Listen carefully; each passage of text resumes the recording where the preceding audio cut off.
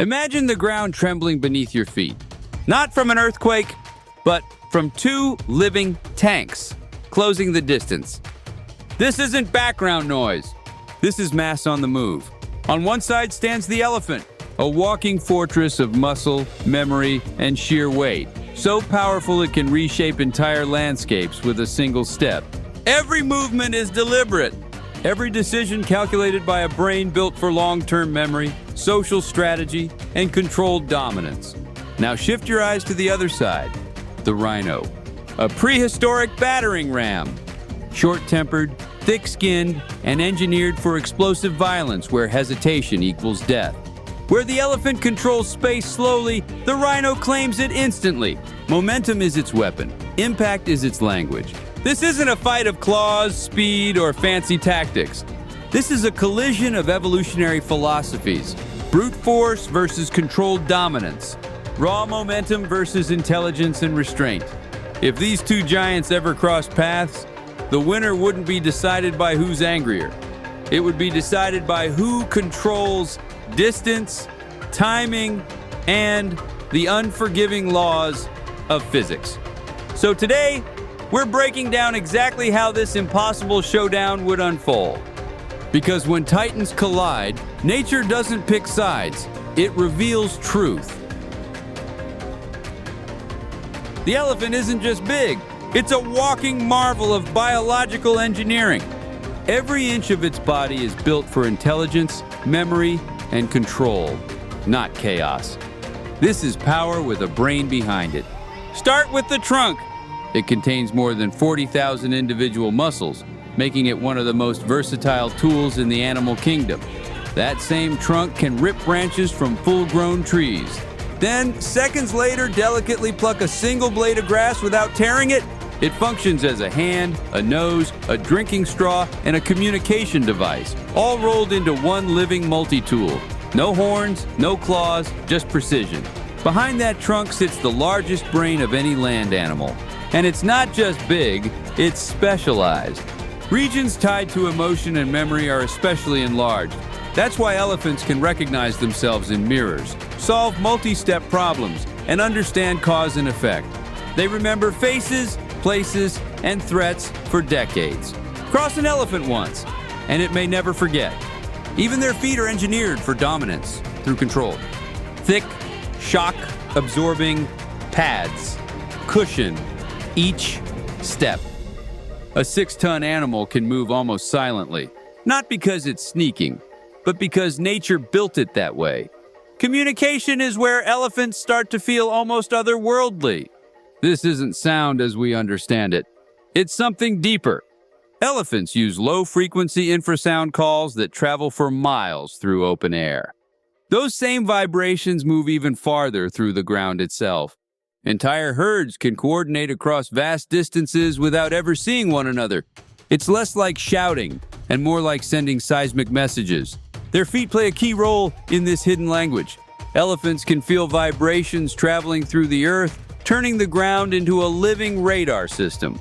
That sensitivity lets them detect distant thunderstorms long before clouds appear.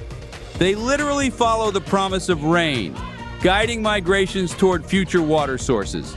Then there are the ears, massive, veined, and constantly in motion. Those ears aren't just for hearing, they're biological cooling systems. Blood vessels spread heat outward, radiating it away like living fans. And despite skin that can exceed an inch thick, elephants are anything but numb. They can feel insects land and detect subtle changes in their environment. So while they look like armored giants, their world is incredibly detailed. Every vibration, temperature shift, and distance signal tells a story. Emotionally, elephants operate on a level rarely seen outside humans and primates. This isn't instinct alone. It's something closer to awareness.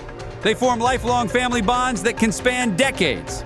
Calves, mothers, aunts, and grandmothers move through life as a single emotional unit. When an elephant dies, the herd doesn't simply move on. They mourn. Elephants have been observed returning to skeletons years later. They gently touch bones with their trunks, tracing shapes as if remembering the individual who once stood there. Young calves seek comfort the same way human children do. They suck their trunks when stressed, tired, or afraid. Adults respond to pain and distress with empathy. Injured or grieving herd members are touched, guarded, and supported rather than abandoned. And then there are the tusks. Not horns, but elongated incisors connected directly to the skull. Tusks function as tools, weapons, and symbols of status all at once. They dig water holes during droughts, strip bark from trees, and clear paths through dense terrain. With those actions, elephants don't just survive in their environment, they reshape it. By opening water sources and altering vegetation, they create opportunities for countless other species.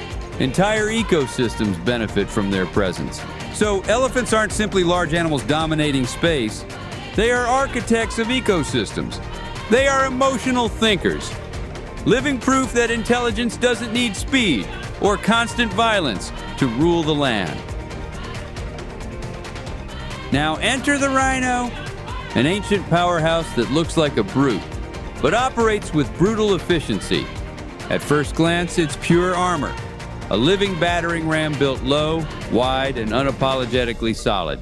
But beneath that rugged exterior is a surprisingly complex design, one refined by survival, not sentiment. The horn is the first thing everyone notices, and it isn't bone at all. Rhino horns are made of tightly packed keratin fibers, the same material as human hair and fingernails. They grow continuously throughout the rhino's life, sharpening with use. This isn't a decorative weapon. It's a pressure-tested tool shaped by millions of years of conflict. Then there's the skin, thick enough to reach 2 inches in places, giving the rhino its tank-like presence. But that armor comes with a twist. Despite its thickness, rhino skin is surprisingly sensitive. Sunburn is a real threat. So are insects, parasites, and overheating under the African sun. The solution is mud, lots of it. Rhinos wallow in thick mud, coating themselves head to toe. That layer acts as sunscreen, insect repellent, parasite killer, and temperature control system all at once. It cools the body, blocks UV rays, and suffocates anything trying to feed on their skin. This is raw bulk paired with biological efficiency. No excess, no wasted energy. And that formula has worked. It's kept rhinos alive for over 50 million years. Rhinos don't rely on sight the way elephants do. Vision isn't their strength, and they know it. Instead, they compensate with exceptional hearing and an extremely sharp sense of smell. Their world is built on sound, scent, and sudden movement. Those ears aren't just big, they're active. Each one can rotate independently, scanning for threats from multiple directions at the same time. It's a constant surveillance system. Nothing moves nearby without being noticed. Territorial communication happens mostly through scent. And rhinos are not subtle about it. They kick and scatter dung across paths and borders, not for hygiene, but for messaging. These piles act like biological billboards, clear, unmistakable signals that say, this space is taken. And despite their massive size, rhinos are shockingly fast. They can sprint at speeds exceeding 30 miles per hour. That speed turns sheer weight into a weapon. A charging rhino becomes a wall of momentum, muscle, and horn. Many charges are bluffs, warnings meant to force intruders to back off. But when a charge is fully committed, there's no room for negotiation. It's physics in motion, with devastating consequences. Socially, rhinos are far more nuanced than their solitary reputation suggests. They aren't antisocial, they're selective. Most of the time, rhinos prefer space. But that doesn't mean they live without connection. Mother rhinos raise their calves for up to 3 years. That's not just protection, it's education. Calves learn migration routes, feeding habits, and how to read danger from their mothers. Every step is a lesson in survival. Rhinos also form quiet alliances with other species. One of the most important partnerships happens with birds. Oxpeckers perch on their thick hides, removing parasites as they feed. In return, they act as early warning systems, sounding alarms when danger approaches. It's not friendship, it's efficiency. And for animals built like armored tanks, rhinos are surprisingly capable swimmers. When territory shifts or food sources demand it, they can cross rivers without hesitation. This flexibility matters. It keeps them moving when the landscape changes. Rhinos are often misunderstood as primitive brutes, but that label misses the point. They aren't defined by constant aggression. They're defined by resilience. Rhinos are survivors refined by deep time. They've endured climate shifts, predators, and mass extinctions that erased countless other giants. They don't dominate through intelligence or social numbers. They dominate through evolutionary stubbornness. Where others vanish, they remain. Not fast, not clever, just impossible to erase.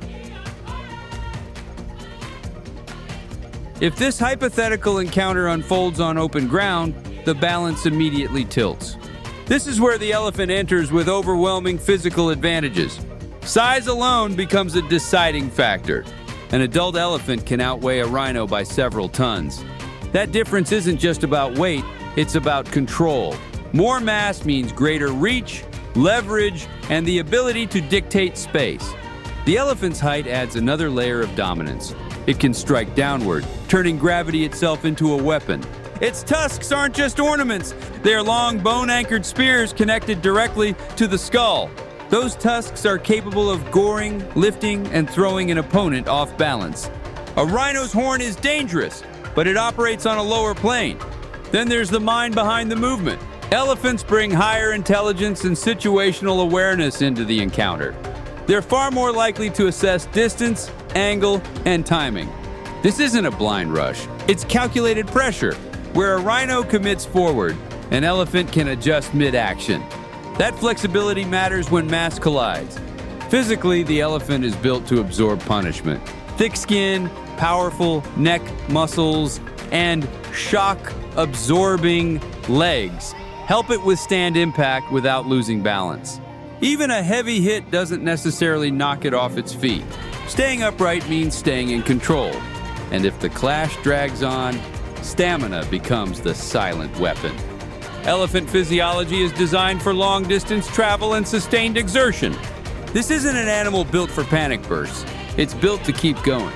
In a prolonged engagement, endurance favors the elephant. The longer the encounter lasts, the more the odds shift towards slow, crushing dominance. But if the battle turns chaotic and explosive, everything changes. This is where the rhino becomes far more dangerous. Rhinos are faster off the line, much faster. They can hit speeds exceeding 30 miles per hour in a straight charge. At that pace, mass becomes a missile. With a low center of gravity and a forward-loaded body, a charging rhino turns into a living battering ram. There's no build-up, just impact. A rhino doesn't rely on finesse. It doesn't need to. Its horn is perfectly positioned to strike upward and forward. Legs, belly, ribs. Even a glancing blow can cause catastrophic injury. Bone, muscle, and momentum do the rest. Rhinos are built to push through pain. Thick skin and dense muscle allow them to absorb punishment without hesitation. And when a rhino commits, it commits completely.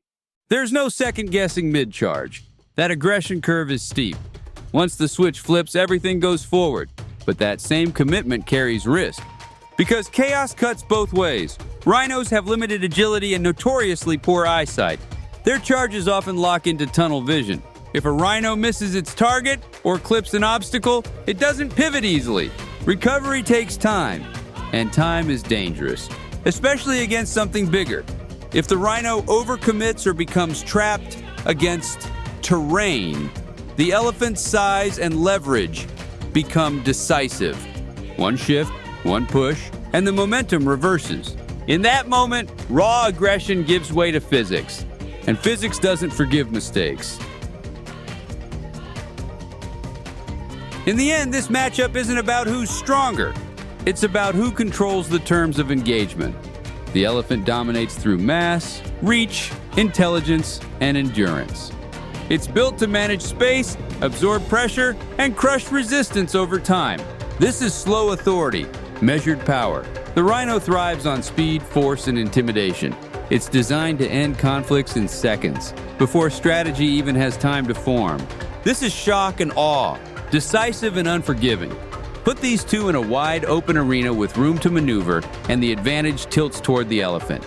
Space allows control, adjustment, and sustained pressure, but compress that space. Make it sudden. In a close-range ambush where reaction time matters more than planning, the rhino gains a terrifying window of advantage. For a few critical seconds, momentum rules everything. And that's the truth of this clash. Nature didn't design these animals to fight each other. They were built to solve different problems in different worlds. Two answers to survival that never needed to collide. But if they ever did, the outcome wouldn't be decided by rage or raw power alone. It would hinge on terrain, timing, and which evolutionary strategy lands first. Because in battles like this, victory isn't claimed.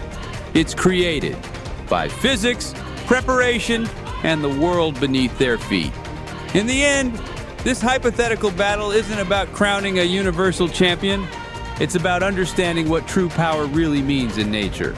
The elephant represents dominance through size, intelligence, and endurance. Built to command territory, manage space, and outlast resistance over time. This is power that waits, power that remembers. The rhino embodies raw impact, speed, and unfiltered aggression, designed to end threats before they even have time to react. This is power that strikes first and asks questions later. Put these two together, and the winner is never fixed. It depends entirely on circumstance, open ground or close quarters, patience or surprise. What this clash ultimately reveals is something bigger than either animal. Evolution doesn't create fighters for fair battles. It creates specialists for survival, each perfected for a different kind of world. And when two specialists collide, the real winner isn't one beast over the other. It's the brutal, beautiful logic of nature itself. Because in the wild, power isn't about dominance alone. It's about belonging to the environment that shaped you and mastering it completely.